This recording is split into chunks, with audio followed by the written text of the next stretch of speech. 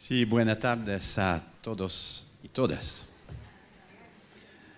Je ne vais pas m'exprimer en espagnol parce que je craindrais d'abîmer votre belle langue.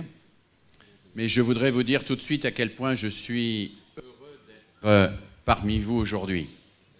J'ai été très touché et très ému d'être fait membre d'honneur de votre syndicat. Cette solidarité est absolument essentielle dans un monde qui a tant besoin d'éducation et je me sens honoré d'être solidaire avec votre combat. Ça fonctionne? Perfecto. Merci Victor. Gracias Victor. Il n'y a pas eu de meilleure introduction possible à ce que je souhaitais vous dire que la magnifique représentation d'orchestre que nous avons eue tout à l'heure. Nous avons vu là que l'école publique, comme cela a été dit, peut être un lieu fantastique pour déjouer toutes les fatalités économiques, les fatalités sociales, les fatalités de ce qui sépare les êtres entre eux. Nous avons vu que l'école publique pouvait les réunir, pouvait leur donner la possibilité de construire un projet ensemble, pouvait leur donner la possibilité de se sentir fiers d'être capables de faire le meilleur en commun.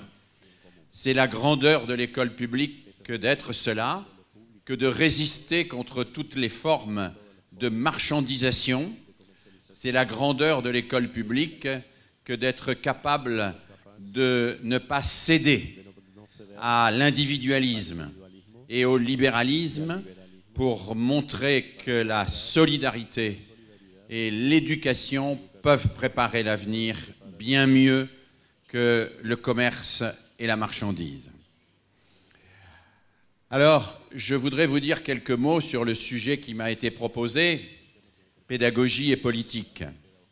C'est un sujet difficile et qu'il est difficile d'aborder pour moi dans un pays dont je ne connais pas complètement le contexte politique. Je vais partir d'il y a très longtemps pour vous montrer que les rapports entre le pédagogue et le politique n'ont jamais été simples. Le premier exemple que nous avons, celui que vous connaissez tous, c'est celui de Socrate. Vous savez que Socrate a été obligé de boire la ciguë, c'est-à-dire qu'il a été assassiné par les tenants portants de la démocratie athénienne parce qu'il était suspecté de corrompre la jeunesse. En réalité, Socrate ne corrompait pas la jeunesse. Socrate tentait de permettre à chaque jeune athénien de comprendre ce qu'il faisait, de penser lui-même ce qu'il devait décider et de ne pas se soumettre au pouvoir des puissants et des riches. Socrate posait des questions face à des politiques qui, eux, prétendaient détenir toutes les réponses et interdire les questions. Le pédagogue, l'éducateur, c'est celui qui pose des questions. C'est celui qui aide à poser des questions, et parfois des questions qui dérangent, parfois des questions qui font un petit peu mal aux politiques. En particulier une question dont Socrate était spécialiste, qui consistait à demander aux politiques « mais pourquoi vous affirmez de belles choses et pourquoi vous ne les mettez pas en pratique concrètement ?» Parce que trop souvent, en politique, on juxtapose des discours généraux et généreux sur lesquels tout le monde est d'accord. Il faut que l'enfant s'épanouisse, il faut que l'enfant apprenne, il faut que l'enfant soit heureux. Personne ne peut dire le contraire. Mais après, il faut mettre en œuvre cela et il faut tenir parole dans le concret pour que ces intentions généreuses se réalisent concrètement. Trop souvent, le politique se contente d'énoncer les intentions et de couper les budgets derrière. Et quand on énonce les intentions généreuses mais qu'on coupe les budgets, eh bien, à ce moment-là, évidemment, on est en contradiction avec soi-même. Alors, depuis Socrate, les choses ont beaucoup évolué, évidemment. Et les pédagogues ont continué, dans la lignée de Socrate, à poser des questions qui dérangent, à poser des questions qui ne sont pas toujours faciles pour les politiques, mais qui sont les questions fondamentales pour aller vers une société plus humaine et plus démocratique. Dans tous les régimes théocratiques, dans tous les régimes totalitaires, les pédagogues ont eu des ennuis. Ils ont eu des ennuis parce qu'ils invitent chacun à penser par lui-même, parce qu'ils invitent chacun à réfléchir à son avenir et à ne pas se contenter d'obéir à ce qui commande le présent. Alors je dis souvent que quand on doit définir la pédagogie, l'éducation, on peut le faire à travers deux verbes. Qu'est-ce qui vaut la peine d'être enseigné? Ce qui vaut la peine d'être enseigné, c'est ce qui libère et ce qui unit. Ce qui libère l'enfant de ses préjugés. Ce qui libère l'enfant de tout ce qui l'enferme dans son histoire et dans la fatalité. Ce qui libère l'enfant de tous ceux qui veulent décider à sa place de son avenir. Ce qui libère chacun dans son pouvoir d'initiative. Mais l'éducation, c'est ce qui libère et c'est aussi ce qui unit.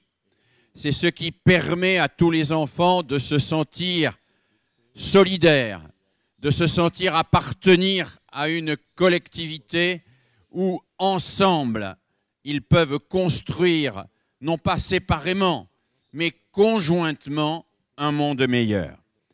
Dans certaines sociétés, on n'enseigne que ce qui unit et pas ce qui libère. Ce sont des sociétés dictatoriales. Dans d'autres sociétés, les sociétés libérales, on n'enseigne que ce qui libère et pas ce qui unit. Ce sont des sociétés individualistes. Le pédagogue, il enseigne à la fois ce qui libère et ce qui unit. C'est-à-dire, il enseigne ce qui permet à des êtres libres de se regrouper dans des collectifs démocratiques. Et cela est fondamental, cela est la base même de ce qui permet à la pédagogie d'être un espoir pour le politique, un espoir pour la démocratie, un espoir pour le monde de demain. Mais quand nous regardons aujourd'hui la situation éducative internationale, nous pouvons être inquiets. Nous pouvons être inquiets parce que, après et à côté des sociétés dictatoriales, à côté des sociétés libérales du début du siècle ou de la moitié du XXe siècle, nous voyons émerger aujourd'hui un nouveau type de politique éducative internationale, globale, mondiale.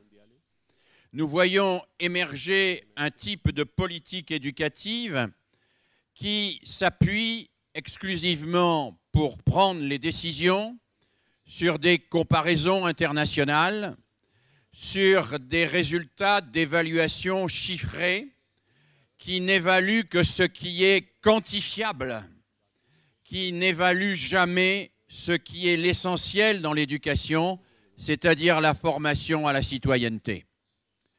Alors, bien sûr, PISA nous montre qu'on peut obtenir d'excellents résultats avec des projets de société radicalement différents. Les deux pays qui caracolent en tête des classements PISA sont aujourd'hui la Corée du Sud et la Finlande. Mais la Corée du Sud et la Finlande, ils ont ensemble de très bons résultats à PISA, mais ils n'ont pas du tout le même système scolaire.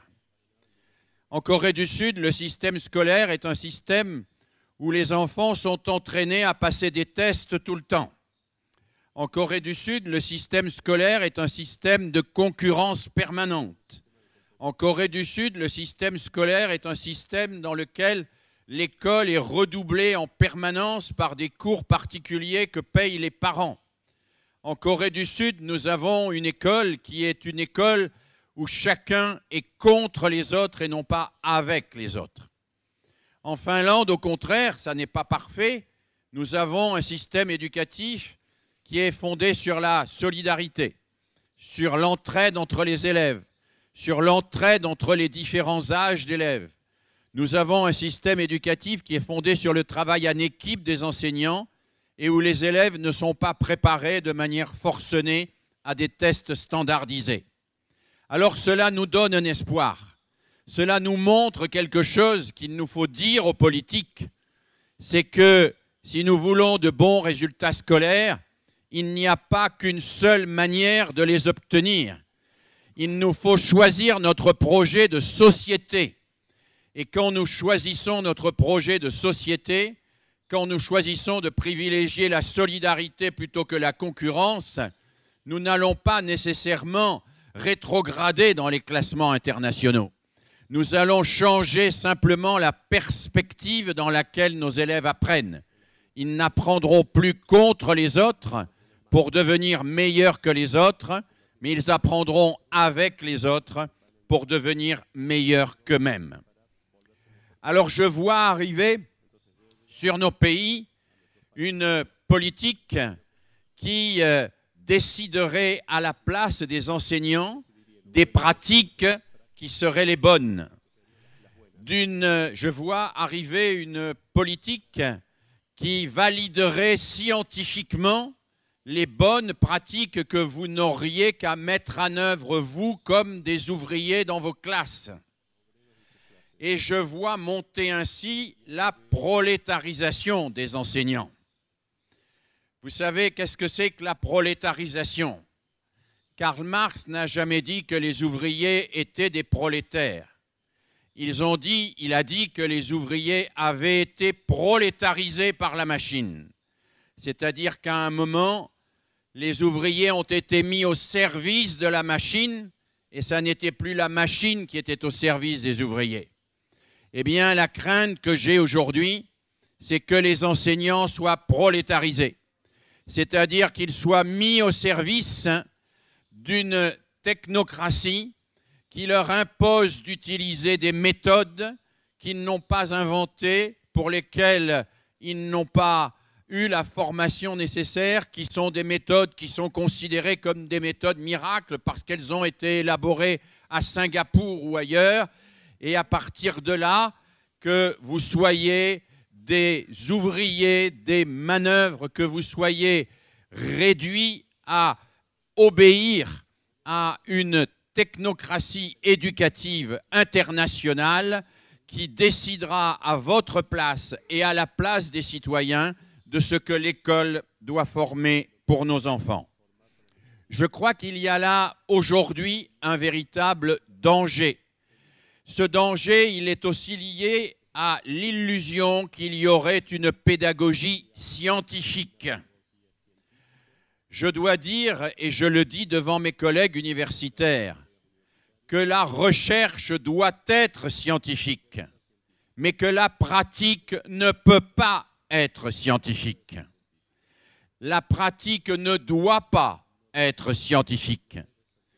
La pratique ne peut pas être scientifique dans l'éducation parce que l'éducation est une transaction humaine, parce que l'éducation est une action d'un humain sur d'autres humains, d'un humain qui porte en lui une intention, d'un humain qui porte en lui un projet d'émancipation. Et cette transaction humaine ne peut pas se réduire à une somme de comportements qui seraient dictés par des méthodes scientifiquement prouvées.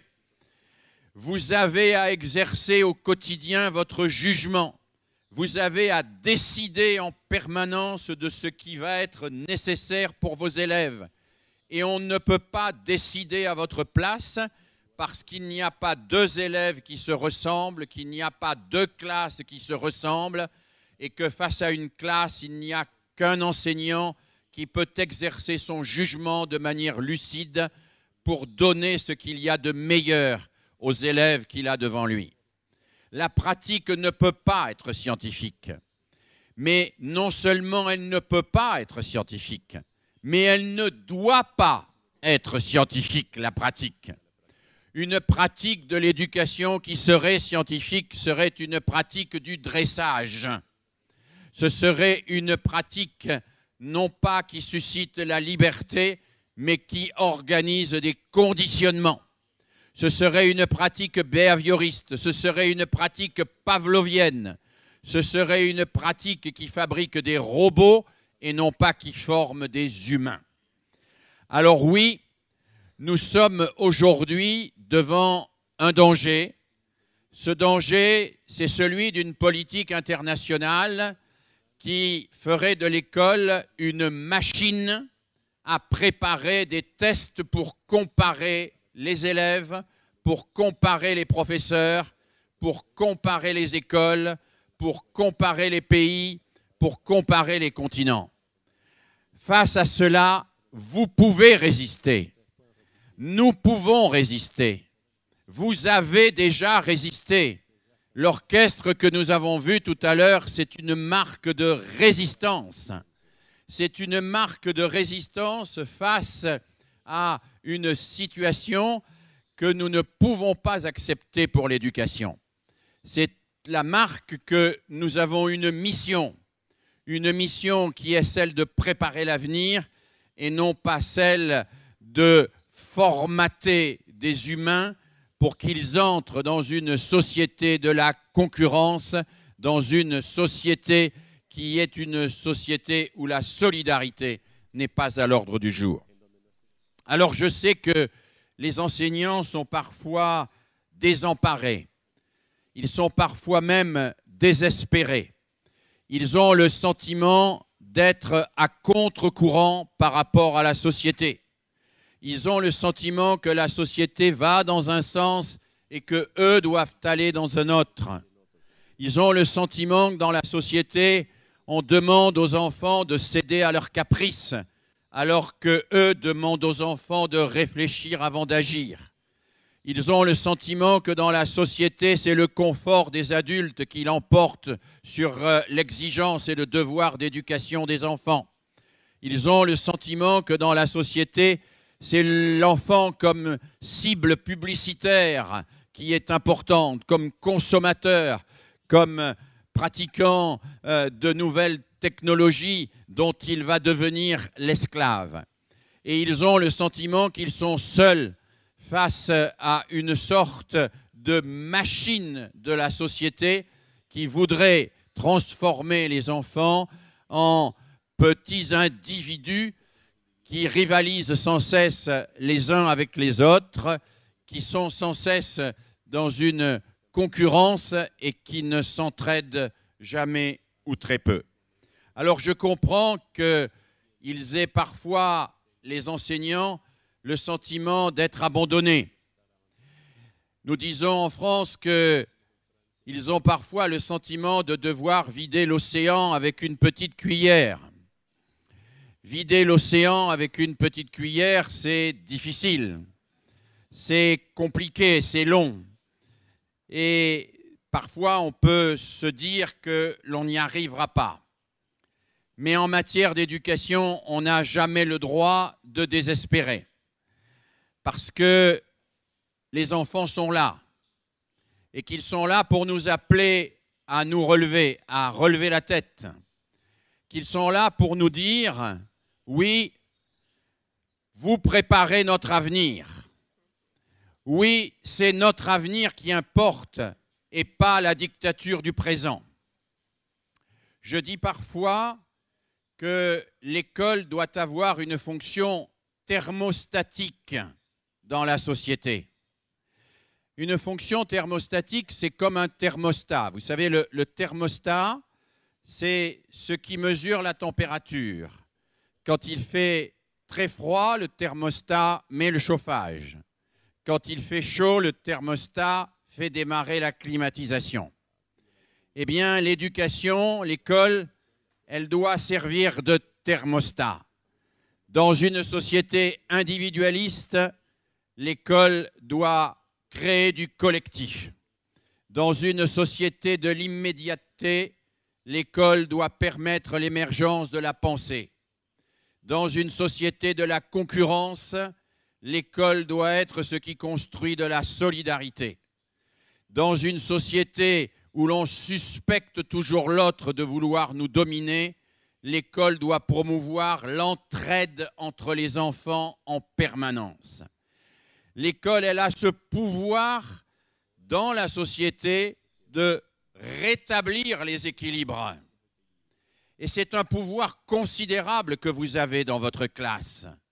Quand vous êtes chacun dans votre classe, vous pouvez, avec vos élèves, leur faire l'expérience d'une société solidaire, leur faire l'expérience d'un apprentissage collectif, leur faire l'expérience d'un projet mené en commun, leur faire l'expérience du contraire de ce que la société à côté nous dit. Et quand ces élèves-là sortiront de votre classe, quand ils auront fait cette expérience, ils deviendront d'autres citoyens, des citoyens qui vont réclamer, exiger une véritable démocratie, qui vont réclamer, exiger que ce ne soit pas la finance qui conduise le monde, mais que ce soit la culture qui soit partagée et qui soit partagée le plus possible entre tous les hommes. Parce que dans la finance, il y a les spéculateurs qui gagnent beaucoup d'argent et il y a ceux qui en perdent énormément. Mais dans la culture, quand on la partage, tout le monde y gagne.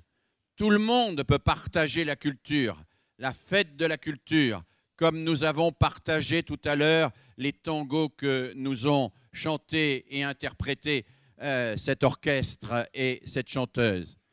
Oui, nous avons le pouvoir de cette découverte fabuleuse. Nous pouvons, avec nos élèves au quotidien, permettre des affranchissements furtifs qui font entrevoir qu'autre chose est possible. Un autre monde est possible.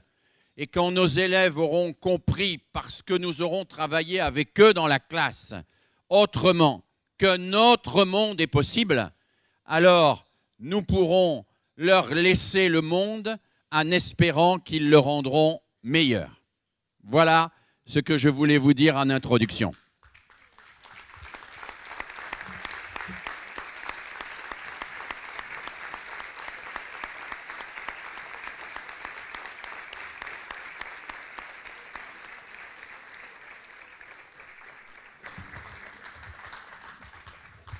Bueno, muchas gracias, profesor Meriel. La verdad es que el aporte que hace para poder pensar también da fuerza en relación con lo que va viniendo. Nos vamos a tomar unos minutitos y la idea es que van a pasar las compañeras del instituto. Si hay alguien que tenga alguna pregunta, algo que quiera compartir, que lo puedan acercar y así lo vamos a ir leyendo y le vamos a pedir al profesor que pueda compartir con ustedes algunas inquietudes en relación a eso. Por escrito lo vamos a hacer. Por eso tenían los papelitos ahí. La primera pregunta dice, en la actual batalla cultural, el neoliberalismo logró impulsar a veces de modo abierto, de modo desembosado, una pedagogía que impulsa un individualismo que se refleja en una idea de meritocracia, donde el éxito se mide en dinero constante. Hoy existen dispositivos culturales del neoliberalismo que superan los esfuerzos de docentes críticos. ¿Cómo podemos enfrentar este Frankenstein de nuestro tiempo?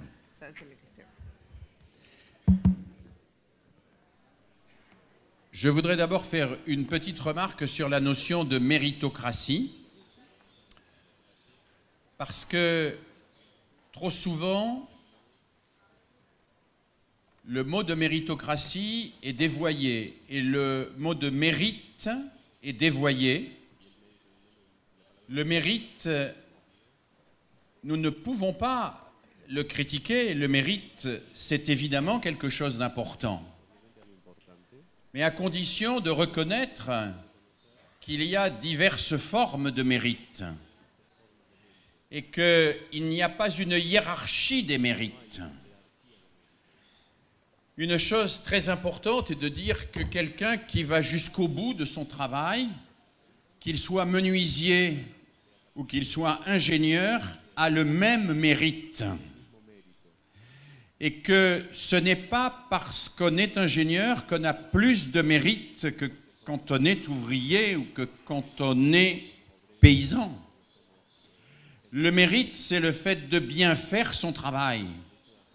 Et nous devons enseigner à nos élèves le fait de bien faire leur travail, de chercher la perfection dans le travail.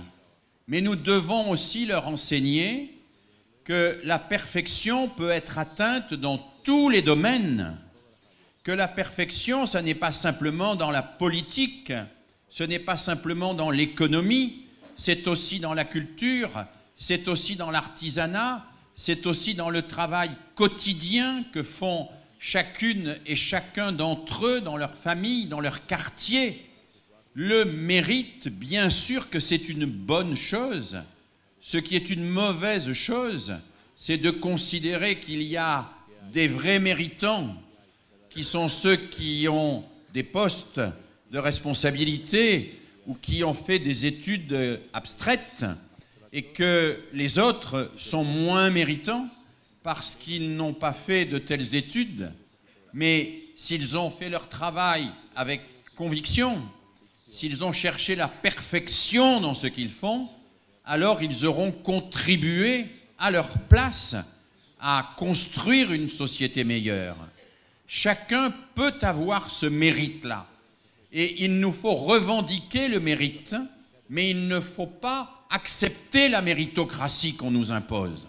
Revendiquer le mérite, c'est de revendiquer que tout travail accompli doit être considéré comme un travail méritant. Et ça, c'est très important. Alors bien sûr, je comprends l'inquiétude de ce collègue qui dit qu'il existe des dispositifs qui font qu'il ne suffit pas d'être un enseignant critique parce que la machinerie de l'école est extrêmement puissante. Mais dans cette machinerie, nous avons des espaces de liberté. Quand un sujet, quand un élève entrevoit quelque chose d'un peu différent de ce que toute la société lui transmet comme message, cette découverte est irréversible. Peut-être que ça ne changera pas tout de suite la société, mais un enfant qui découvre qu'il y a du bonheur à apprendre, qu'il y a du bonheur à comprendre, qu'il y a plus de bonheur à céder qu'à s'attaquer ou qu'à exercer la violence. Un enfant qui comprend qu'en aidant quelqu'un d'autre, il progresse encore plus lui-même. Un enfant qui comprend que chacun doit être respecté avec ses difficultés et avec ses ressources, et que chacun a des ressources et des difficultés. Un enfant qui comprend cela, même s'il le comprend fugitivement, même s'il le comprend à travers une activité qui ne dure pas longtemps, ça change son point de vue sur le monde. Alors, les grands systèmes, au bout d'un certain temps, finiront bien par être ébranlés si tous ceux et toutes celles qui sont passés dans vos classes ne sont plus les complices de ces grands systèmes, mais deviennent, grâce à vous, des gens qui ont un pouvoir critique sur ces systèmes, deviennent, grâce à vous, des gens qui vont se positionner pour ne pas subir le système, mais pour s'engager et le transformer. Je crois que ce qui se passe avec un enfant, nous n'en voyons jamais les conséquences. Nous ne les voyons pas, les conséquences. Et bien sûr, ça peut être un peu décourageant. Je le disais hier en conclusion de ma conférence. Ça peut être décourageant parce qu'à la télévision, on va voir un enfant qui commet une violence. mais on ne vous montrera pas l'enfant qui, grâce à vous, n'a pas commis la violence, qui, grâce à vous, est allé s'engager pour aider les autres. Ça, on ne vous le montrera pas. Mais ce n'est pas parce qu'on ne vous le montre pas à la télévision que ça n'existe pas. Et ce n'est pas parce qu'on ne vous le montre pas que vous ne devez pas lutter pour le faire exister. Oui, vous le ferez exister. Et plus il y aura d'enfants qui choisiront le dialogue contre la violence, plus il y aura la possibilité que notre société évolue. Nous sommes tous inquiets aujourd'hui de savoir ce qui va se passer au Brésil dimanche. Nous sommes tous inquiets. Nous savons bien qu'il peut y avoir des emballements extraordinaires et que ces emballements peuvent donner lieu à des situations extrêmement préoccupantes. Mais nous savons que chaque fois que nous travaillons dans la classe à rendre un enfant plus lucide, nous le vaccinons contre le totalitarisme. Nous le vaccinons contre toutes les formes de facilité, de démagogie, d'emballement démagogique derrière des leaders qui les entraînent vers les pires catastrophes. Et ce vaccin-là, nous pouvons chacun d'entre nous l'administrer à chaque instant dans nos classes. Alors, nous n'en verrons peut-être pas les conséquences tout de suite, là, maintenant. Mais je suis persuadé que nous devons faire le pari qu'à travers cet engagement, qu'à travers ces découvertes dans les classes, nos enfants pourront peut-être transformer le monde et faire un monde meilleur, moins céder, moins subir, moins être manipulés par les démagogies de toutes sortes. Nous devons faire ce pari.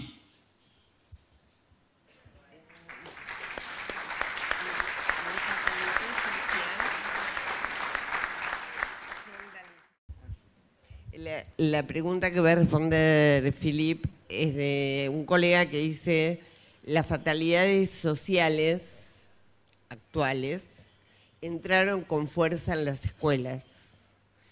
¿Cómo cambiar estas políticas que afectan tan fuertemente la escuela? Eso. Je crois que sur ce sujet, il y a 3 registres de réaction. Il y a la réaction citoyenne. C'est la réaction que nous devons avoir au niveau politique le plus élevé. C'est notre engagement politique pour une société plus juste, c'est-à-dire pour une société qui donne plus à ceux qui ont moins et qui donne mieux à ceux qui ont moins. Donner plus et mieux à ceux qui ont moins, c'est garantir le droit à l'éducation pour tous, dont vous avez parlé tout à l'heure. En Europe, on parle beaucoup de l'égalité des chances. L'égalité des chances est une escroquerie. L'égalité des chances, ça n'est pas un idéal éducatif. L'idéal éducatif, c'est le droit à l'éducation pour toutes et tous. Et le droit à l'éducation, cela suppose que l'État investisse plus pour ceux qui ont le plus besoin, pour ceux qui ont eu le plus de difficultés sociales et pour lesquels une éducation renforcée est nécessaire. Alors là, nous sommes dans des discussions qui relèvent de la politique, qui relèvent du budget, qui relèvent de l'organisation de l'institution et de l'école publique. Il y a ensuite un deuxième niveau. C'est le niveau de l'organisation à l'intérieur de l'école. Je crois qu'à l'intérieur de l'école, on peut organiser les choses de telle manière que l'on va permettre aux élèves les plus en difficulté de bénéficier d'un accompagnement plus précis, d'un accompagnement plus riche. On va permettre aux élèves qui ont des difficultés sociales d'être aidés par d'autres. On va organiser des groupes qui permettront à certains moments de leur donner une forme d'aide particulière, spécifique, qui vont leur permettre peut-être pas de rattraper tout leur retard, mais qui vont leur permettre de retrouver confiance et qui vont leur permettre au sein de l'école de rester dans l'école avec les autres, mais d'avoir une aide particulière qui va favoriser leur réussite. Et puis il y a un troisième niveau qui est le niveau propre de la pédagogie. Nous savons aujourd'hui qu'il y a des pédagogies qui sont des pédagogies sélectives socialement. Nous avons beaucoup d'études sur cette question. Les pédagogies sélectives sont des pédagogies qui utilisent beaucoup les sous-entendus, qui n'explicitent pas les choses et qui fonctionnent à ce que nous appelons la complicité culturelle. Ce sont des pédagogies où nous parlons, où l'enseignant parle aux élèves comme si tous les élèves possédaient déjà la culture que lui, il possède. Et nous savons que ces pédagogies-là sont extrêmement sélectives et qu'elles sont extrêmement porteuses d'échecs pour les enfants en difficulté sociale. Et puis en pédagogie, il faut être aussi attentif à certaines attitudes que les enfants en difficulté sociale peuvent avoir et qui sont des obstacles à leur réussite scolaire. Des chercheurs français travaillent beaucoup sur cette question depuis de nombreuses années et montrent que les enfants des milieux populaires, des milieux difficiles, ont un rapport au savoir qui n'est pas le même que le rapport au savoir des enfants des milieux favorisés. Dans un milieu populaire, le rapport du savoir est beaucoup plus instrumental, c'est-à-dire que l'on cherche d'abord à faire, à réussir tout de suite et pas à comprendre. Et dans un milieu plus favorisé, où l'enfant a été habitué à réfléchir, où on lui a posé des questions, où il a été amené à penser sur ce qu'il faisait, l'enfant sait que ce qu'on lui demande, c'est de comprendre et pas simplement de faire. Nos chercheurs montrent que quand on pratique une pédagogie qui est exclusivement centrée sur l'activité et pas sur le comprendre, on met en difficulté les enfants des milieux défavorisés, les milieux sociaux défavorisés, parce qu'eux se satisfont de l'activité et qu'ils ne vont pas aller spontanément dans le comprendre. Il nous faut au contraire, avec ces enfants-là, toujours basculer dans la compréhension. C'est la raison pour laquelle, et je le disais hier dans la conférence, j'invite souvent les enseignants à distinguer avec les élèves ce qu'on fait avec eux de ce qu'ils ont appris.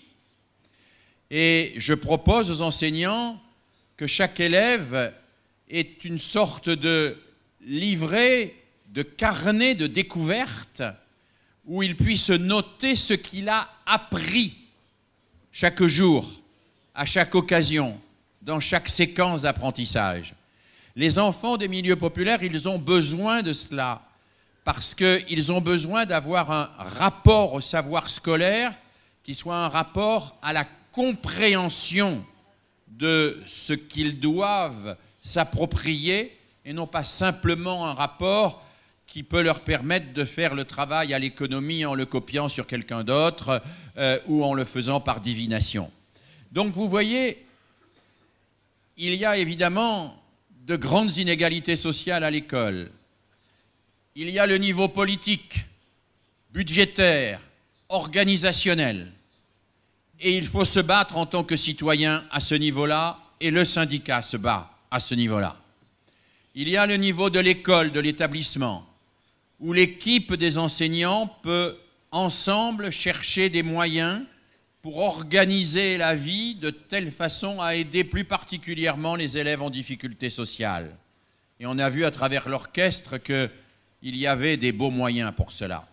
Et puis il y a le niveau pédagogique, tous les jours dans la classe, pour faire attention que ces enfants en difficulté sociale ne soient pas laissés de côté, dans les explications, dans les exercices, dans les travaux que l'on mène avec eux.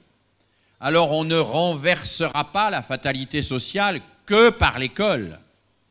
L'école, à elle toute seule, ne supprimera pas les inégalités.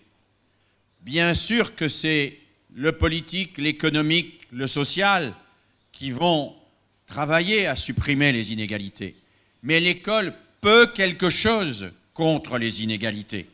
Elle ne peut pas tout, mais elle peut quelque chose. Et le fait de savoir que nous pouvons quelque chose, c'est extrêmement important pour nous. Nous pouvons quelque chose contre les inégalités, même si nous ne pouvons pas tout.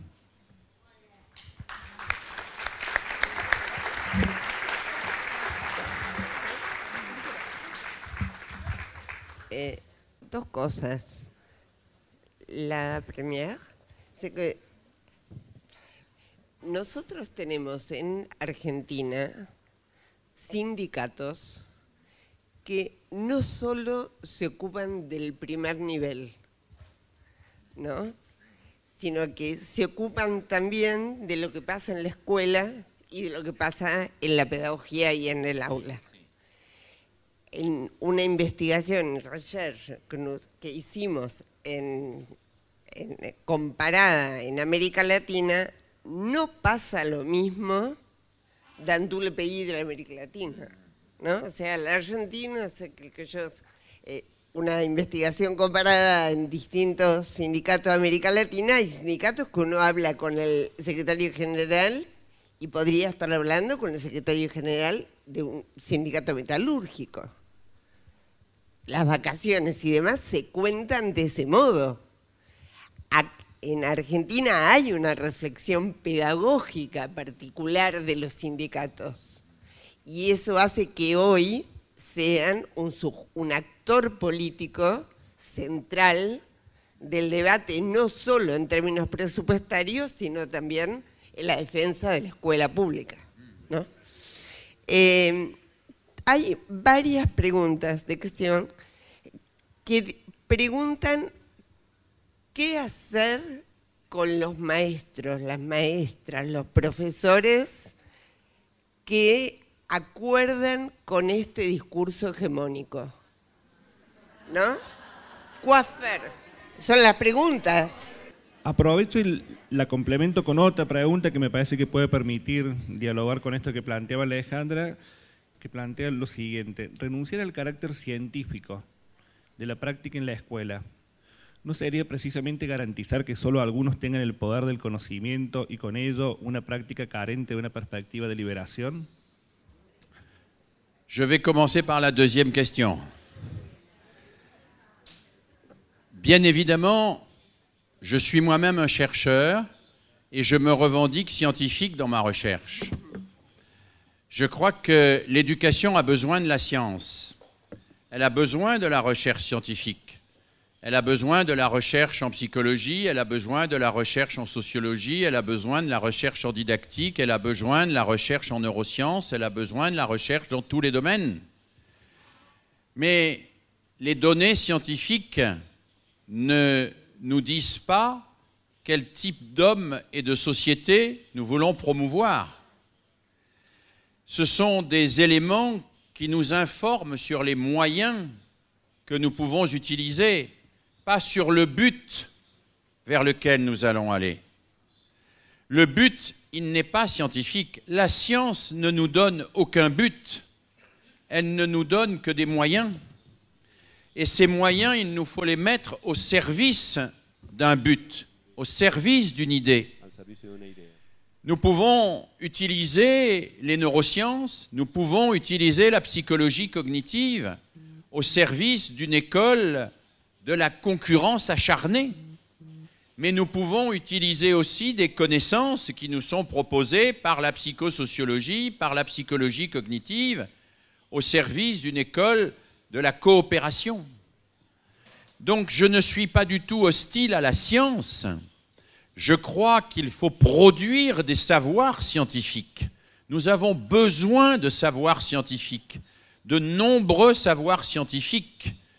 Mais nous ne pouvons pas nous laisser dicter notre comportement par la science. La science s'écrit à l'indicatif et non pas à l'impératif.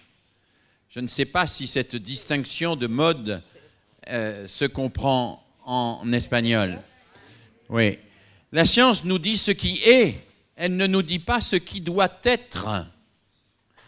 Elle nous dit comment ça se passe, elle ne nous dit pas vers quel chemin nous devons aller. La science, c'est un ensemble d'indicateurs, c'est le tableau de bord. Le tableau de bord dans la voiture, ça ne remplace pas le moteur, ça ne remplace pas l'essence et ça ne remplace surtout pas la décision du conducteur qui doit savoir où il va aller. Et c'est le conducteur qui décide où il doit aller. Il a besoin de la science, il a besoin de la technique pour lui donner des informations, mais c'est lui qui décide de la direction.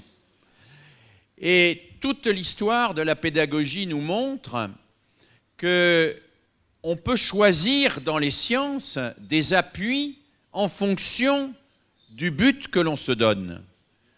Moi, je considère, par exemple, que certaines découvertes des neurosciences sont des appuis pour une éducation émancipatrice, mais que certains usages des neurosciences pourraient nous amener à une éducation qui soit le contraire de l'émancipation et qui soit plus proche du dressage. On pourrait imaginer qu'avec les neurosciences, par exemple, on met les enfants sous électrodes et que l'on stimule leur zone cérébrale avec des influx nerveux ou avec des influx électriques. Ce ne serait pas nécessairement une conception de l'éducation que je considérerais comme souhaitable. Mais il y a néanmoins des connaissances en neurosciences qui peuvent m'aider. Donc, les connaissances scientifiques sont nécessaires, mais elles ne m'exonèrent jamais de la réflexion sur les finalités. Et puis, les neurosciences, par exemple, vont me donner des informations sur comment un enfant mémorise. Mais elles ne me disent pas ce qu'il doit mémoriser.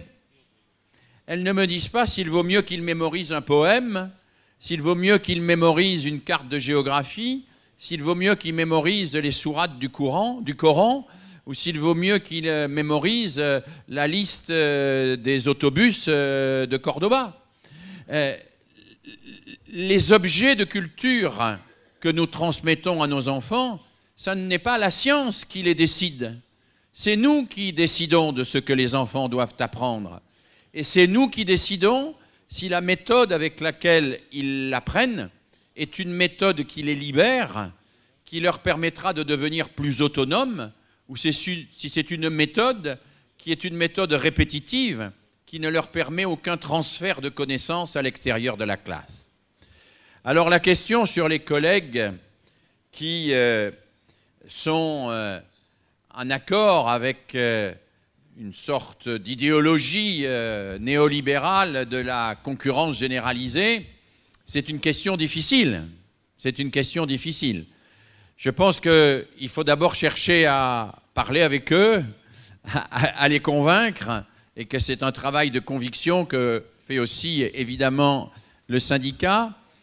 Mais je crois plus profondément qu'un enseignant qui s'engage a toujours quand même plus ou moins le désir de faire réussir ses élèves.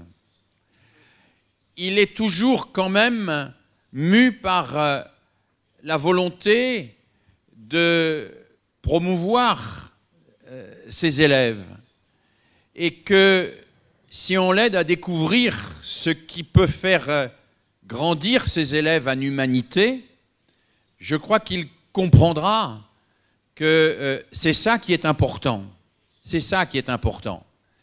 Ce qui me pose le plus de problèmes, ce n'est pas les collègues, ce sont les parents. C'est l'opinion publique qui est facilement manipulée. En France, par exemple, on explique à l'opinion publique qu'il suffit de faire des dictées pour que tous les enfants apprennent l'orthographe. on explique à l'opinion publique qu'il suffirait d'utiliser la méthode de Singapour pour que tous les enfants apprennent le calcul. Je crois que ce n'est pas vrai.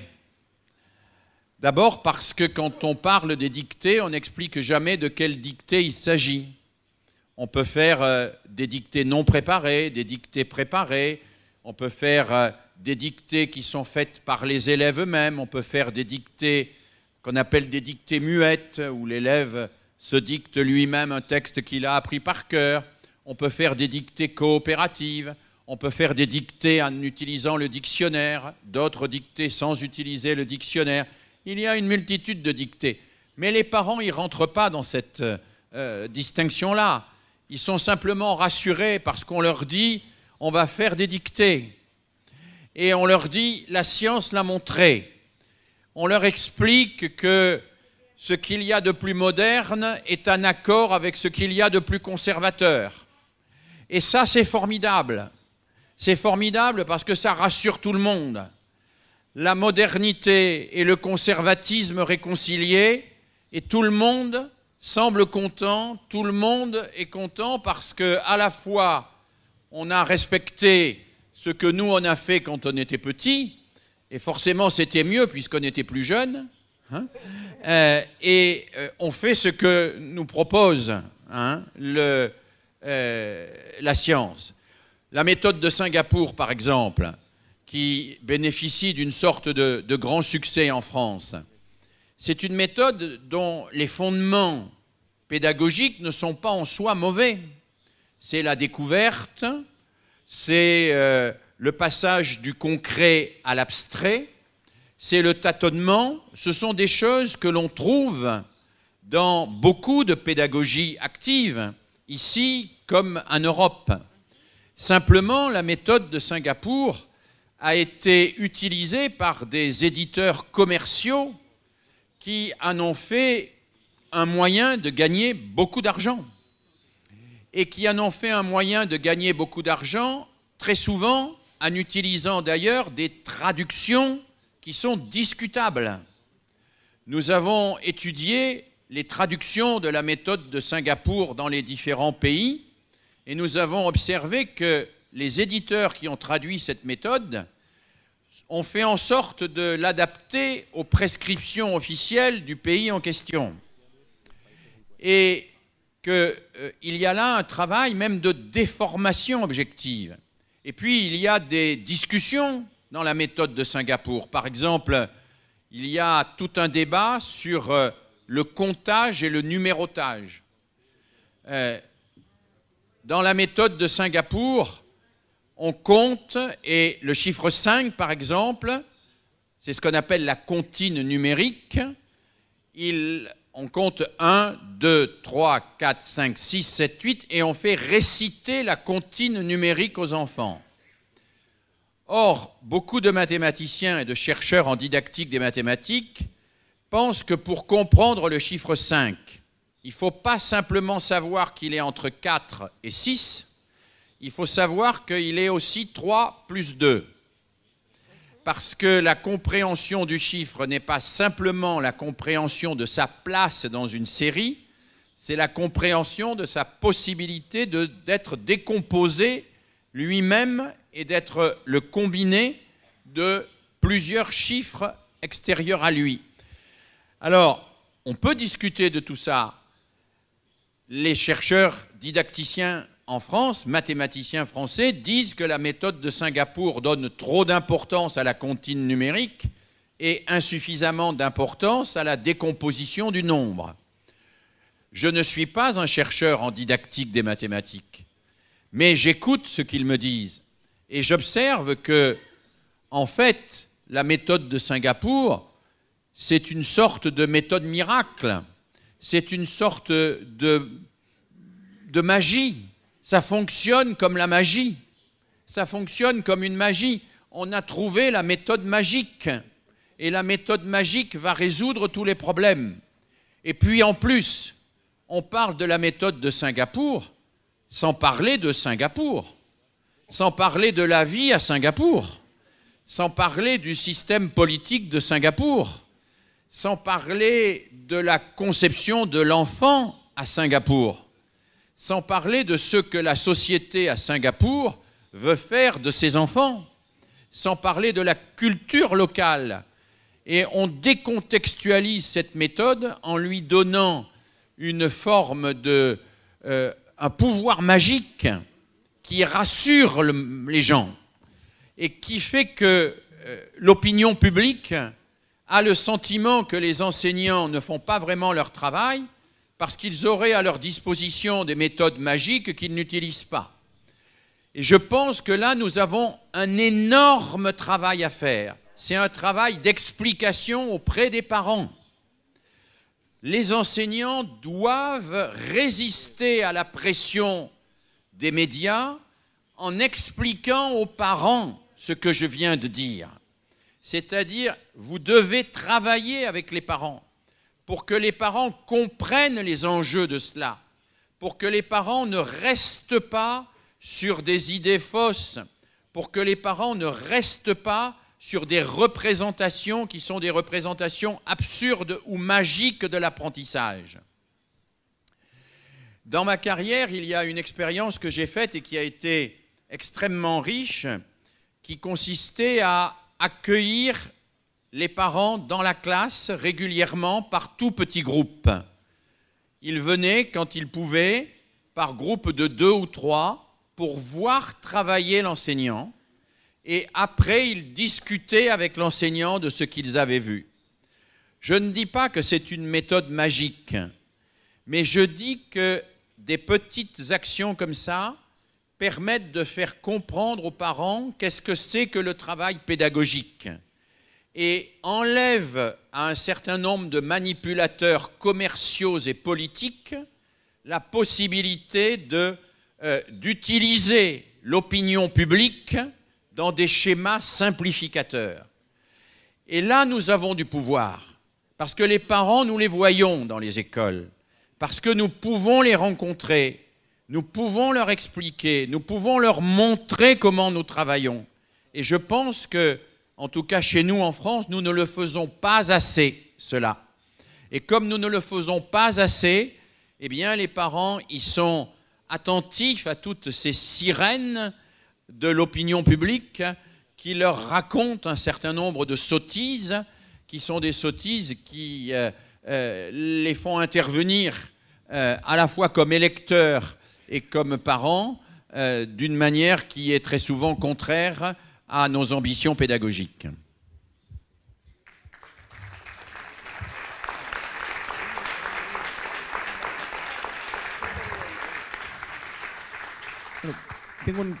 Tengo una pregunta, en realidad mía, que tiene que ver con lo siguiente. En línea con esto que iba planteando profesor, me preguntaba cómo trabajar sobre la fatiga que va generando la descalificación que se va haciendo sobre el saber docente por parte de algunas políticas de Estado. Porque día a día se está en la escuela y se intenta enseñar lo mejor posible, y sin embargo vienen ciertas oleadas. Digo, en este caso meto Singapur, o en otro caso viene la cuestión de las neurociencias, y aparecen como un saber que está por encima de los saberes preexistentes, se transforma en una demanda de trabajo por parte del Estado para enseñar. Y sobre eso, lo que se genera es mucha inestabilidad en relación a cuánto de lo que venía trabajando y cuánto de lo que sabía es válido o no es válido, ¿no?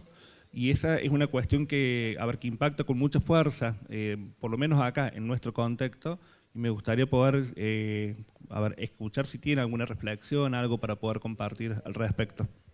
Je pense qu'il ne faut pas être démagogue non plus. Il y a, dans un certain nombre de pays du monde, une formation insuffisante des enseignants.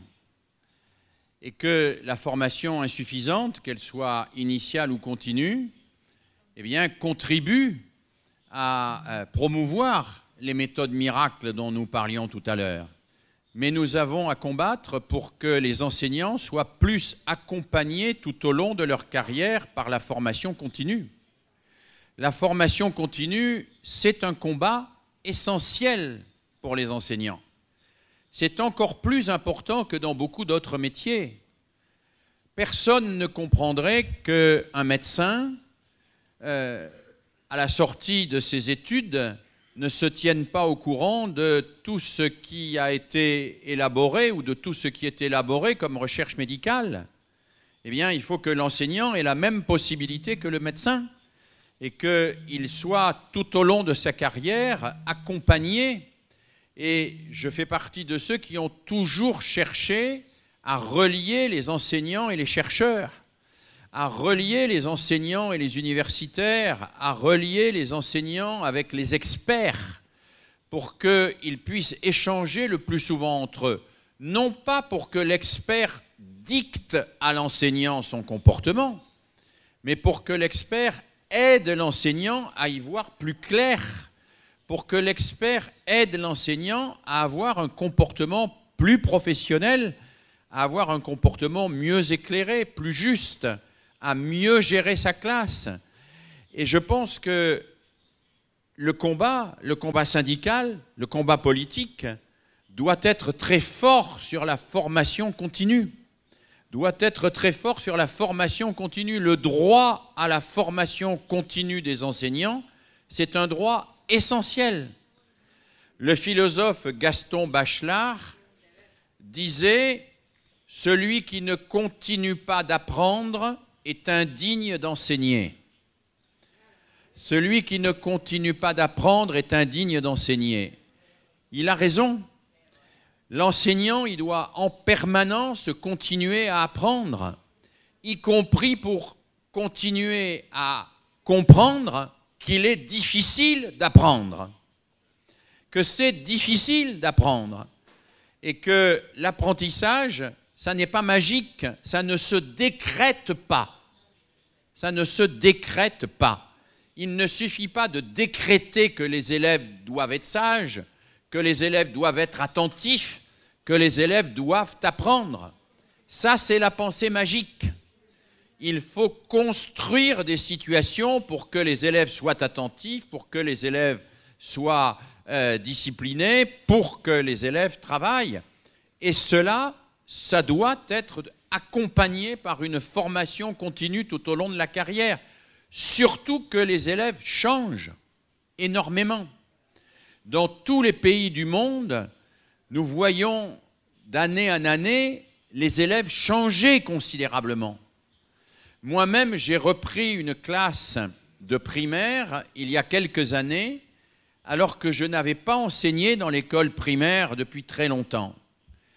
Et j'ai vu que les élèves avaient beaucoup changé. Par exemple, leur capacité d'attention est beaucoup moindre. Par exemple, ils sont beaucoup plus excités. Ils sont beaucoup plus fatigués parce qu'ils dorment moins aussi, et pour toute une série de raisons. Eh bien, il faut qu'on puisse comprendre ce qui se passe. Et ce n'est pas avec les recettes du passé qu'on traitera les problèmes du présent. Et pour cela, il faut que nous soyons accompagnés dans notre formation, dans notre métier, dans notre professionnalisation. Donc je crois à cela. Et je pense que la reconnaissance du professionnalisme des enseignants passe dans l'opinion publique par l'exigence d'une très bonne formation professionnelle continue.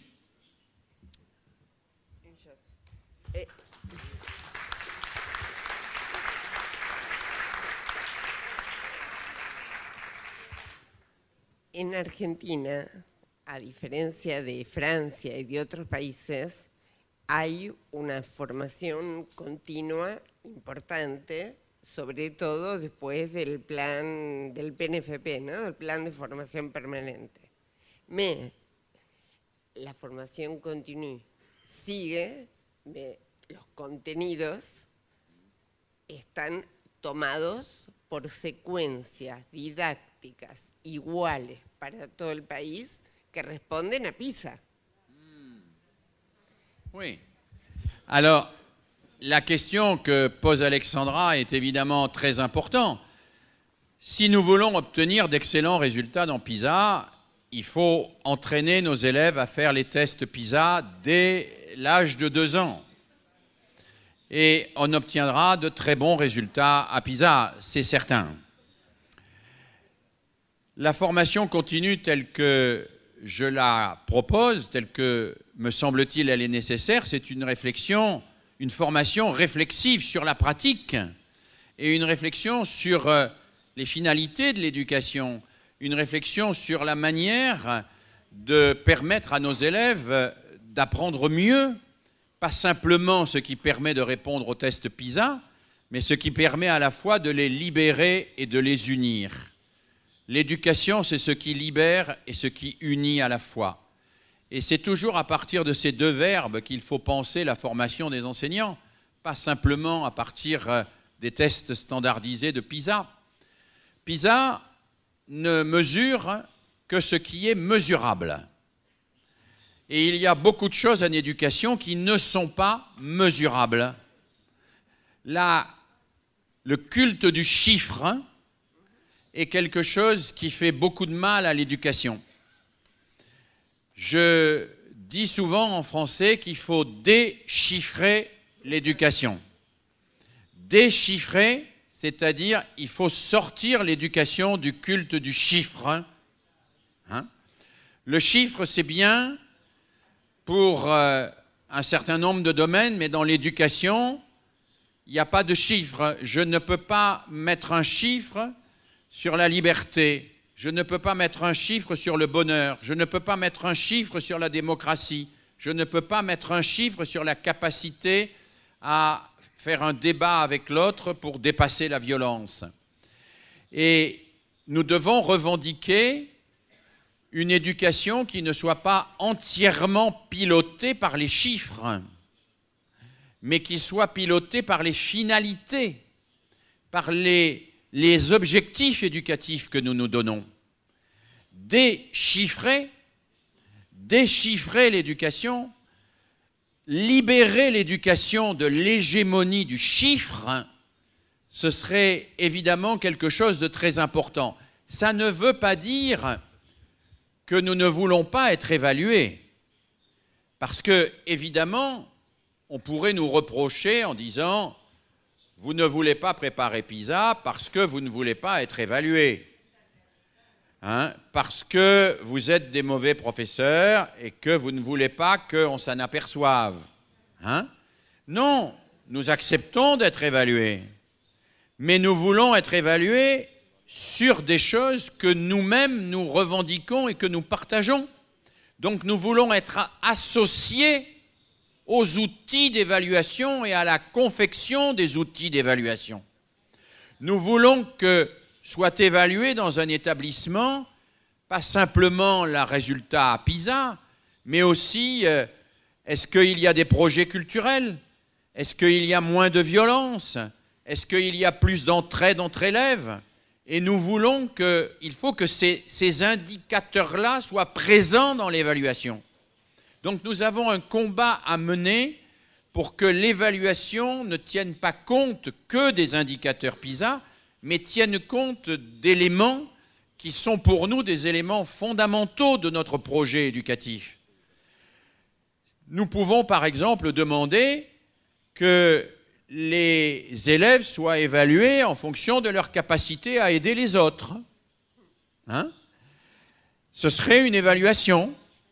Nous pouvons demander que les élèves soient évalués en fonction de leur capacité à participer à un groupe artistique.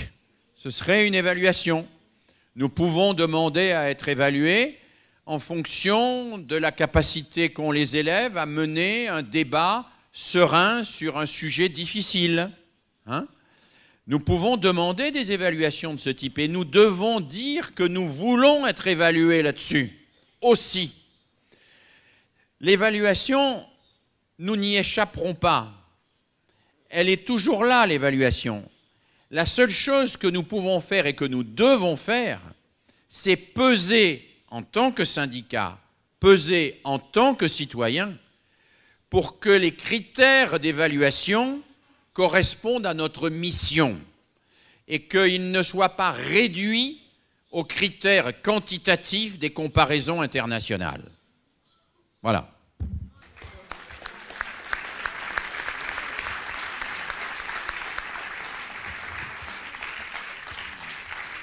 Bueno,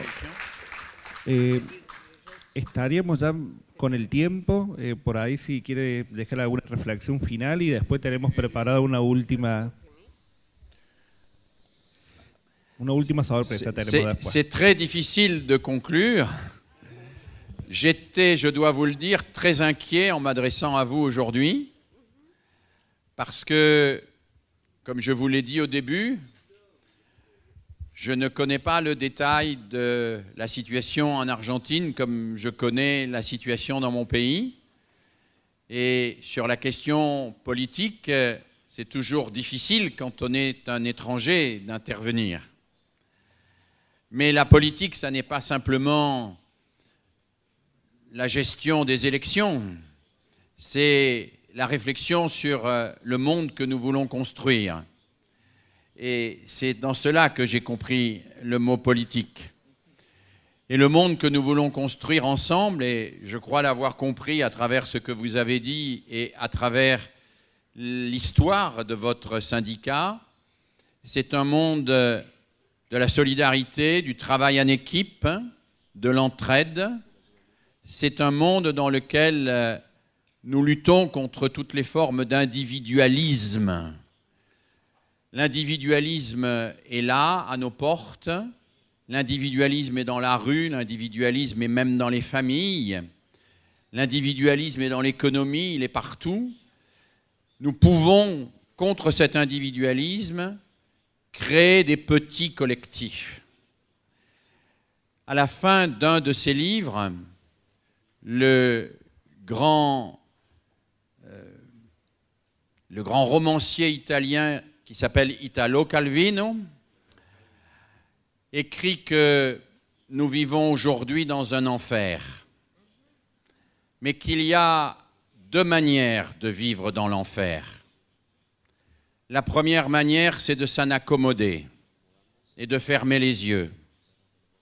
La deuxième manière, c'est de repérer ce qui, dans l'enfer, n'est pas l'enfer. C'est de repérer les lieux où il y a autre chose que l'enfer, autre chose que l'individualisme, autre chose que la concurrence, autre chose que la violence, et de faire exister ces lieux, de les faire durer, de faire en sorte que ces lieux-là deviennent des territoires de l'espoir. Eh bien, je voudrais, en conclusion, que chacune de vos classes soit un lieu qui soit un territoire de l'espoir, soit un lieu qui ne soit pas l'enfer, et soit un lieu d'où on puisse espérer qu'on fera reculer l'enfer. Voilà, merci.